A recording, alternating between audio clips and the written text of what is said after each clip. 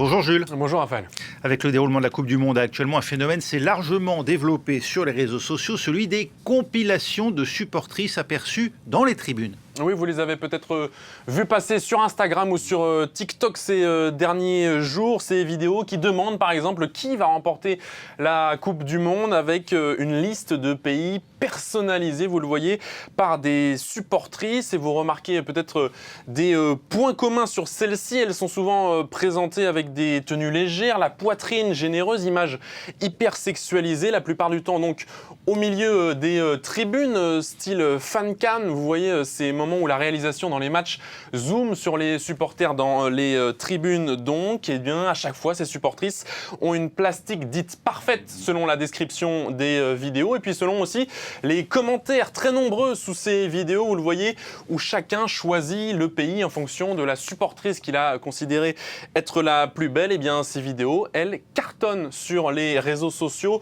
sur ce compte qui publie ce genre de contenu ces derniers jours, vous voyez, cela cumule des millions de vues. Et pourtant, ces supportrices qui attirent tous les regards sur les réseaux sociaux, elles n'existent tout simplement pas. Eh bien non, ce sont des personnages factices créés entièrement par l'intelligence artificielle. C'est le cas, vous allez le voir, de cette publication qui prétend montrer des sœurs jumelles supportrices africaines, encore une fois avec la poitrine généreuse, image hyper sexualisée. Cette image est présentée comme étant authentique, plus de 650 000 vues et pourtant elle a été générée par l'IA. Même chose avec une autre séquence qui a fait énormément de buzz sur les réseaux sociaux ces derniers jours. On semble voir un homme pris en flagrant délit à regarder le décolleté d'une supportrice brésilienne. Cette séquence n'est jamais arrivée. Elle a été entièrement créée par l'IA, mais elle cumule des millions de vues sur différentes plateformes. Pourquoi donc créer ce genre de vidéo ? Eh bien avant tout, pour les vues qu'elle génère. Certains comptes TikTok, on l'a vu, se sont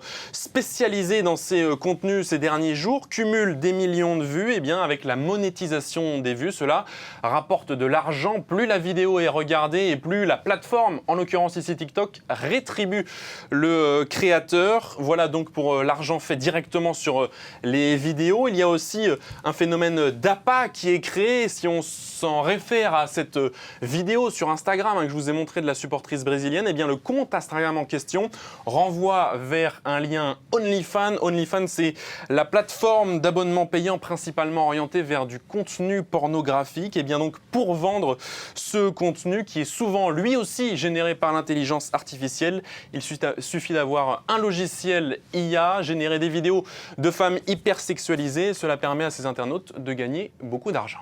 Tout un business donc qui a pris une ampleur considérable à l'occasion de la Coupe du Monde. Sait-on comment il a débuté ? La tendance, elle n'est pas nouvelle, Raphaël, mais elle semble être réapparue ces dernières semaines avec la mannequin créatrice de contenu Kate Shumskaya. Le 9 mai dernier, elle poste ce deepfake d'elle-même où elle se met en scène au milieu d'une tribune d'un match de baseball de manière donc ultra réaliste. La vidéo cartonne, plus de 6 millions de vues, près de 175 000 likes. Au point que le magazine de presse féminine Cosmopolitan va publier un tuto pour reproduire ce genre de vidéo. Jusqu'ici, tout cela est assez anodin. Le problème, c'est que des internautes vont repérer la tendance et la détourner, flairer le filon à l'occasion de l'ouverture de la Coupe du Monde pour donc détourner le concept et créer ces fausses vidéos de supportrices. La tendance est délétère selon de nombreux experts interrogés dans la presse européenne. D'abord parce qu'il véhicule une représentation stéréotypée des femmes, utilisée ici comme des objets de collection selon Noémie Morejon, chercheuse interrogée par nos confrères d'Effet en Espagne. Et puis pour la philosophe Maura Genticano, interrogée par nos confrères du quotidien italien Open, un autre phénomène est à prendre en compte. S'il n'y a pas de réelles femmes de l'autre côté de l'écran, il n'y a pas de consentement à demander, avec des risques sur la différenciation entre le virtuel et le réel et toutes les conséquences que cela peut avoir dans la vraie vie, notamment pour les jeunes publics confrontés à ce genre de contenu. Merci Jules, c'était Info Intox avec Jules.